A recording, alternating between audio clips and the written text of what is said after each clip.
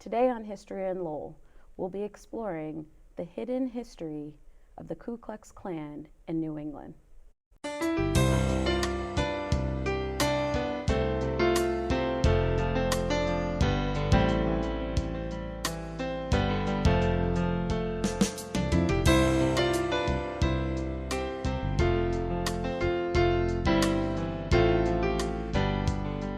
Hello everyone, welcome to History in Lowell. My name is Maritza Grooms and I'm joined by my co-conspirator and personal professor, Bob Forrant. Hey Bob. How are you? You know, hanging in there. Okay, good. Yeah, you know, the world is on fire, but here we are doing our thing. Yes, well, we're trying to bring clarity. We're trying to bring some clarity, right? I think we're trying to bring clarity. And do what we do, uncover history Yes. that most don't know. And growing up in Lowell and in New England, I've always heard, I'm Black, so I've heard a lot of different things, but I've heard from some of my white peers, there's not a lot of racism here. We don't have to worry about that because we're in the North. But being a Black person, especially growing up between Lowell and Boston, I know I personally have experienced all kinds of racism. But I know that my parents' generation, my grandparents' generation, they had seen a whole lot. But it doesn't end there, right? It started somewhere, it originated somewhere, and we're going to go back about 100 years. Yep. And Just we're going to about talk 100, about yeah. some of the racism that lived in New England, because we were not immune to it up here, and we are not immune to it today. No, it was right there with the maple sugar and the pine trees and the White Mountains, aptly named maybe for this particular segment of our History in Lowell shows. But yeah, it definitely, and it surprised me. I again, we've talked about this before, about teaching civil rights history and always using examples from the South, and only more recently finding out more stuff that is relevant to Lowell and relevant to the North. And I was teaching about the Klan in the South in the 1920s. Mm-hmm. And I came across a photograph of a Harvard University graduation in 1924. Mm. And there's about a dozen students in Ku Klux Klan regalia, all sort of hugging and sort of making fun in a way on the John Harvard statue in the middle of Harvard Yard. And I thought, wow, this is not what I thought. And I found out that there was a whole collection of his photos in the Boston Public Library, and there were several of the Harvard graduation with people in full regalia. That started me on an expedition to find out more about sort of what was going on. Yeah, I can't even, I know people might think of Harvard, and in Cambridge we call it the towns and gowns, right? But Harvard, to me, seems like it has a pretty sordid legacy in history when it comes to these kinds of things. Mm-hmm. So let's dig into it. What the heck was the Ku Klux Klan doing at Harvard? Oh, good accent. There you go. Okay. So the Klan, the way that I think we got taught it at least in my generation, in high school, it's in the South, and it's in the 1870s, after the Civil War, and it's an effort on the part of white hooded gangsters, basically terrorists, to intimidate and keep formerly enslaved people from exercising their constitutional right to vote. And we sort of deal with it in the 1870s, and then it goes away, it doesn't come up again. And in actuality, right around the end of World War I, there's a Red Scare in the United States. There's a backlash to the end of the war, to the success of the Bolshevik Revolution. There's a lot of antagonism toward immigrants, and the Klan sort of resurfaces with a target on trying to deprive Black people of their political and civil rights, but also now a target against immigrants. Of course. Any kind of other. The what do they call the white Anglo-Saxons of America do not like. Yes. And here we are still today dealing with this. But back then, what did it look like? what I started discovering is the Klan, sort of the regenesis, rebirth, whatever you want to call it, starts in in the Midwest, Indiana, Ohio, Iowa, but Indiana is like ground zero, the base of the organization's strength. The Klan in the 1920 and 24 elections, national elections, local elections, elects a lot of people in some of those states in the Midwest to like governorships, and their help elevates a number of people to be elected to the Senate of the United States. Wow. The House, an eventual Supreme Court Justice, Hugo Black, is a Klan member. He ends up on the Supreme Court. And so what happens is the country is in the early 1920s, the country's in the midst of sort of rethinking itself. We've gone through a period of the war, of a horrific flu, which claimed several million lives globally, the carnage of World War I, the influx of immigrants from Southern and Eastern Europe, and now some people in the country, with the help of the Klan, basically start using terminology like, we need to take our America back. And American jobs for Americans. And so a lot of these slogans start to resurface, slightly redone for the time. And two big cultural issues at the time: stop immigration and stop people from drinking, prohibition. And so the Klan is basically, they think of themselves as the purity of America. And they're going to save everybody from immigrant drunks, from black people voting. And so the Klan becomes a political powerhouse behind the push to close off immigration and to make a constitutional amendment to make drinking illegal. And in both cases, they win. Wow. They have that much political power that they're able to push the House, the Senate, the presidents of the United States to put forward, the anti-immigration bill and get a constitutional amendment passed, ending drinking. And the way they frame the argument against drinking is it's just a bunch of drunk immigrants. Wow. And we can clean up the country if we basically ban alcohol. And what groups were they talking about at that time? Because this is the 1920s we're talking about. The idea that was being pushed forward was that people coming from Italy, from Greece, from Turkey, from Portugal, from Poland, from Czechoslovakia, from Russia, that they would talk this way, that they were genetically inferior. They were predisposed to drink and crime. They weren't sending us their best people.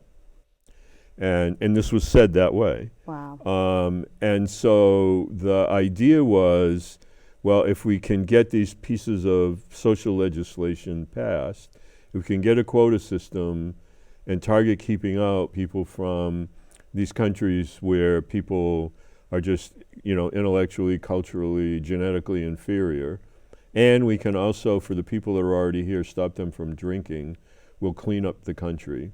And so they're the targets. In New England, the target is French Canadians. Wow. Wow. Our friends right down the street in Little Canada. Yep. They are the targets. Yep. And that's so insane because we know even in Lowell the sentiment was very anti-French Canadians at the time. Yep.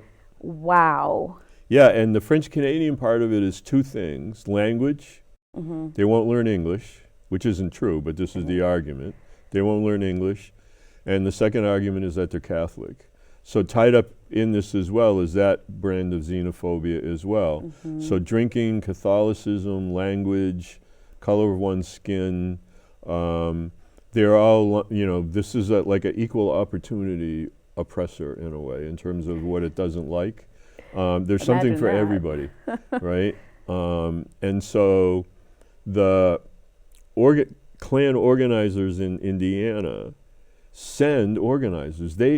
to join the Klan, millions of people do. I'm talking millions of people, and you pay dues. You pay $10, So it's just a club. and you get a club card, of hatred. like the Mickey Mouse Club, only it's the Ku Klux Klan Club. Wow. You get a card, $10, and there's a newspaper called the Fiery Cross.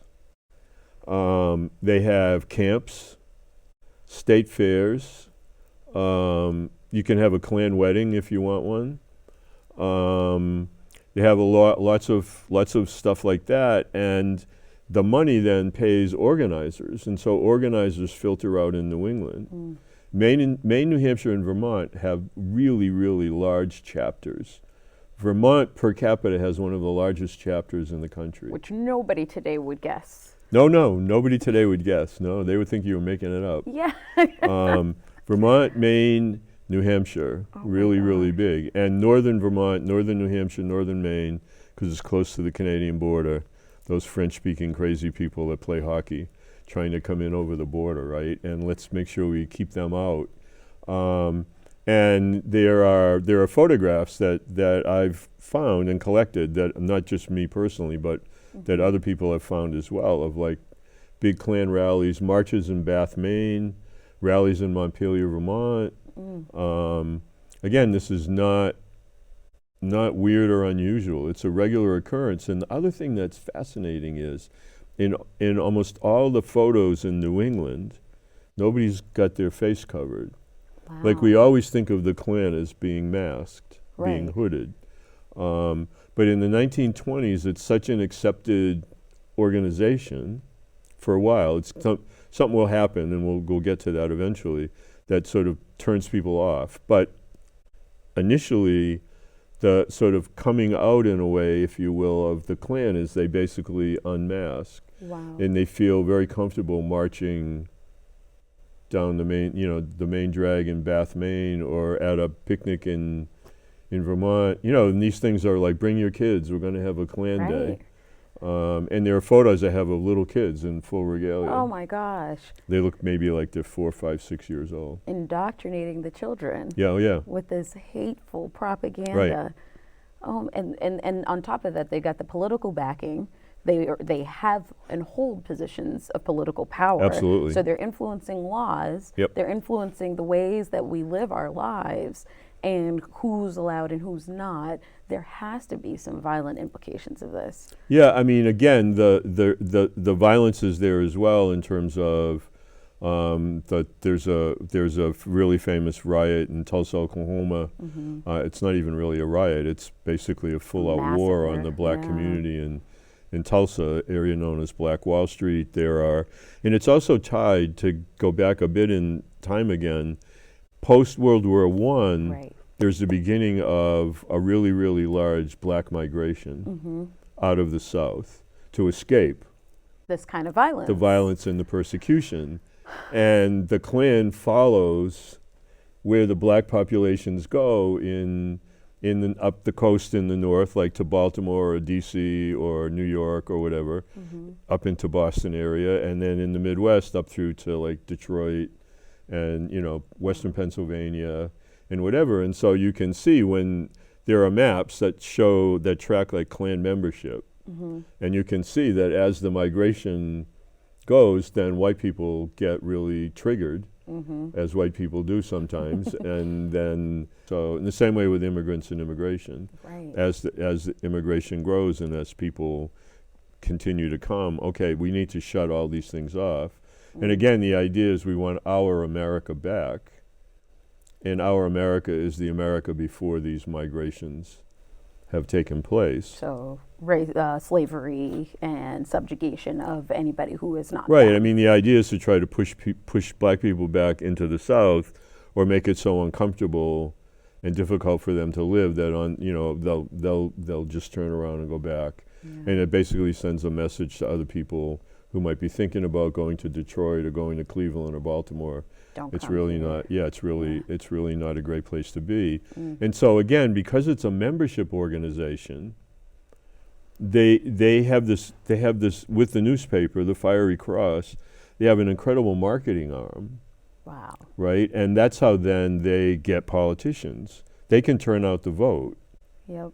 So organized. Yeah, they're very organized, and they're the head of the Klan, excuse me, in Indiana is a guy named Stevenson, and he's thinking one day of running for president. Of course. I And mean, he has so much support here. Why yeah, no, wouldn't they have the Yeah. juice to again sort of think about all these things politically. The funny, not funny, haha, but funny, ironic, interesting is as the Klan is growing.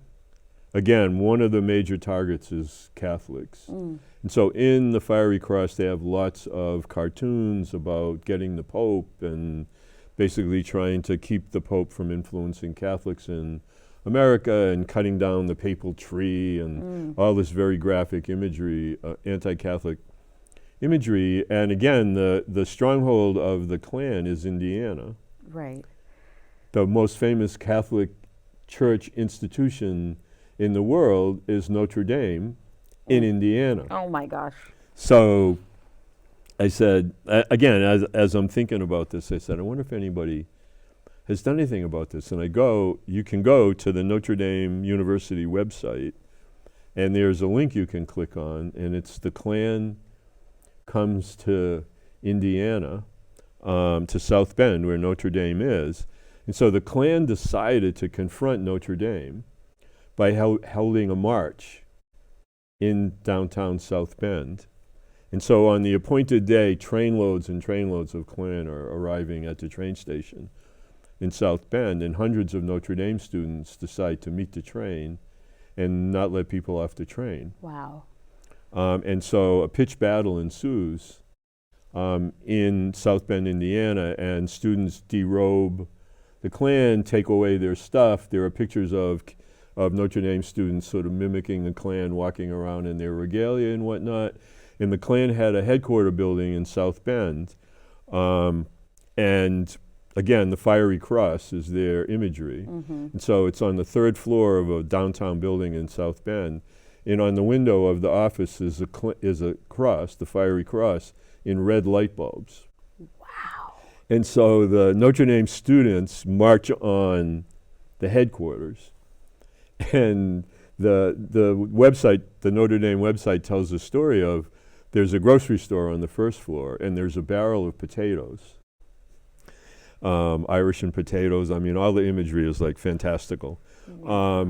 And so the students grab the potatoes and start throwing them to knock out the lights of the Fiery Cross. And the very, very top light, as the story goes, nobody can hit. It's like the hardest, it's the longest throw, the hardest to hit. And some of the students in the crowd are Notre Dame football players. And Notre Dame at the time has one of the most well-recognized college football teams in the country. And they have this backfield that's exceptional, and they're called the Four Horsemen. Oh. Right? Oh my And gosh. so the quarterback, this is oh a no, real it's story. like, this is like so cool. And the quarterback of the team, of the Notre Dame team, the crowd starts chanting his name. I forget what it is. They start chanting his name, and he gets a potato, and as the story goes, he hurls it, and a perfect arc takes out the light, Oh my the last God. light on the Fiery Cross, and it shatters, and the crowd Wow. goes crazy. Yeah. But it's like such a cool story. And I mean, again, for me, it's like, that's why I love doing research, because I didn't know any of this Right. until maybe a couple of years ago. And like just one thing led to another. Okay, I see this Harvard photo, right? And then I see South Indiana, and they're going to do something at South Bend.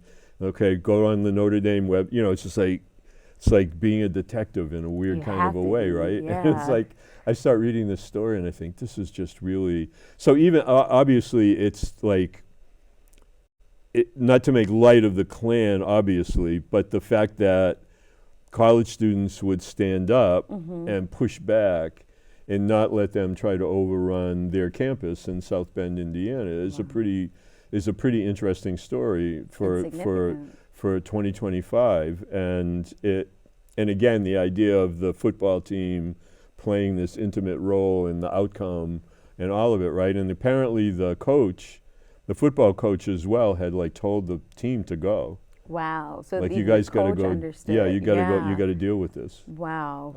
And because I was thinking, wow, that like today, I'm not sure a football coach would probably do the No. opposite. But I don't know that many. I mean, there's some NBA coaches maybe that would do something similar, but like a college football coach, I don't.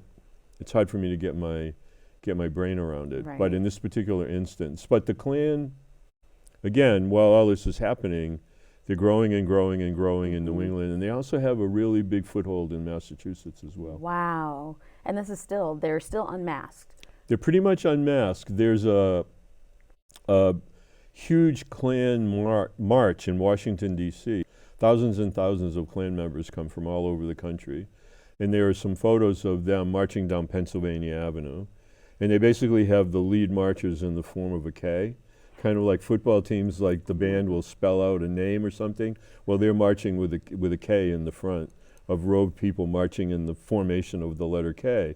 And there are these incredible photos of them marching down Pennsylvania Avenue. Oh my God. Thousands of people, and they're all unmasked. And there's like, the crowds are like several people deep on the sidewalk watching the parade. The Washington Post calls it one of the most glorious rallies and marches ever seen in the nation's capital. Are we surprised by that? Yeah, no, I'm never surprised Right. anymore by anything, but yeah, and they said they had some alliteration about how it looked like a snowy day had come to Washington, Oh, D.C. or disgusting. something creepy.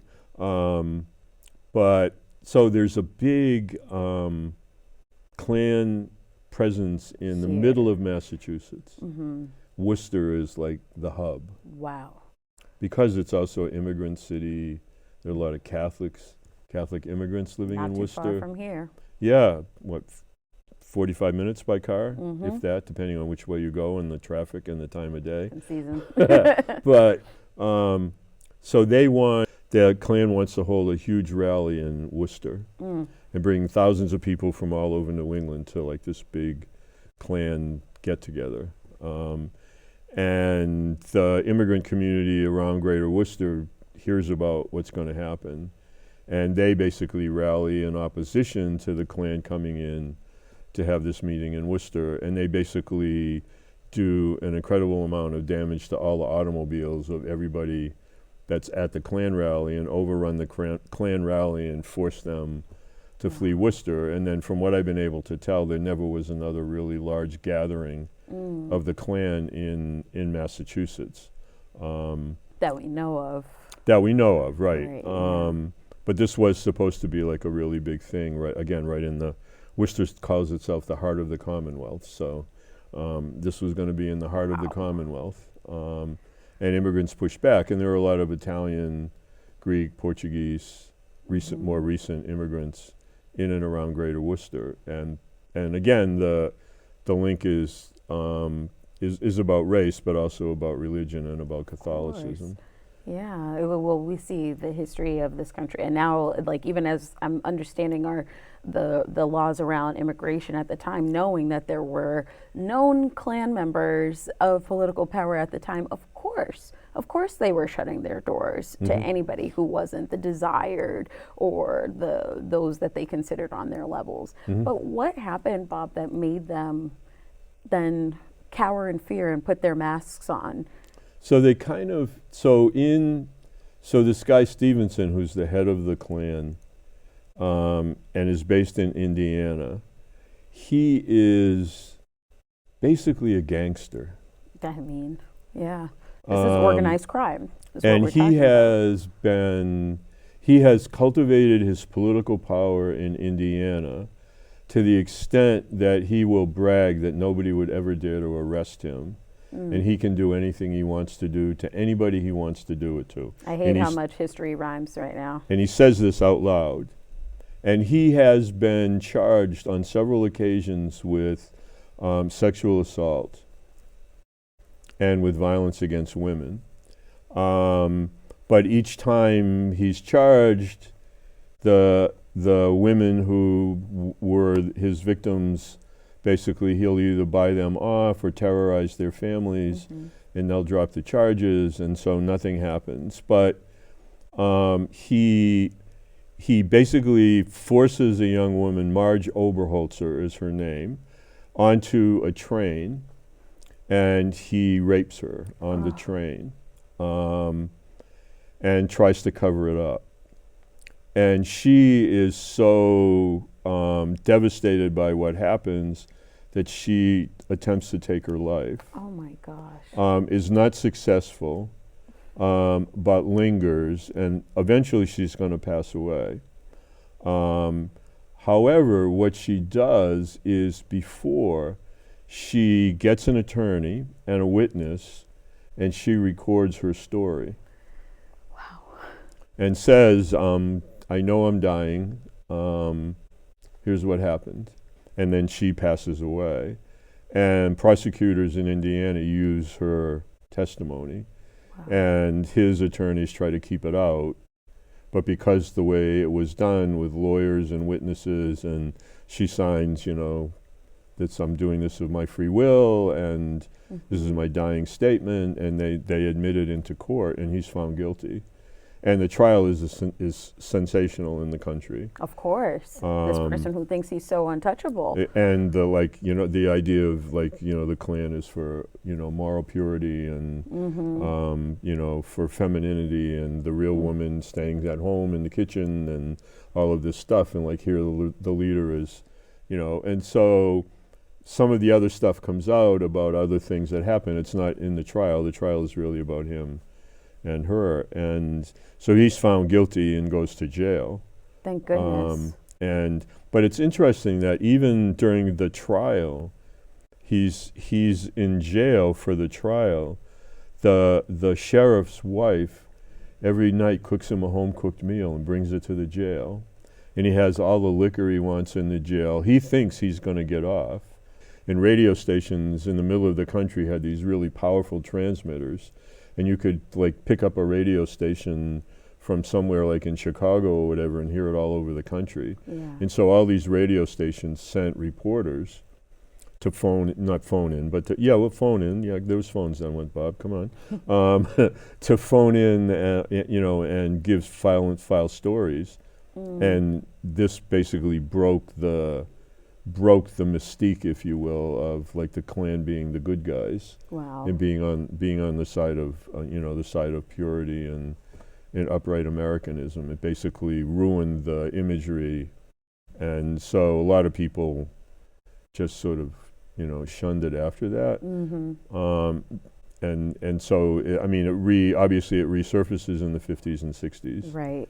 Which is for another day, but it definitely comes back again. And some of the most horrible, violent acts of the modern civil rights era come at the hands of the Klans, like the Birmingham church bombing that kills 4 young girls.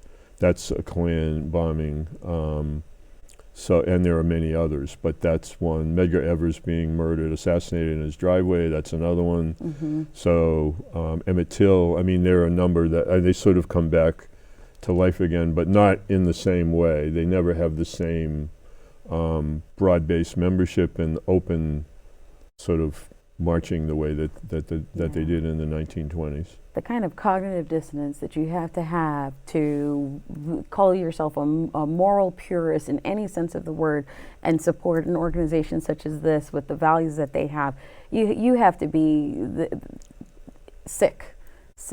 And I know we have to wrap, but Bob, I right before we started filming, I said, I love horror.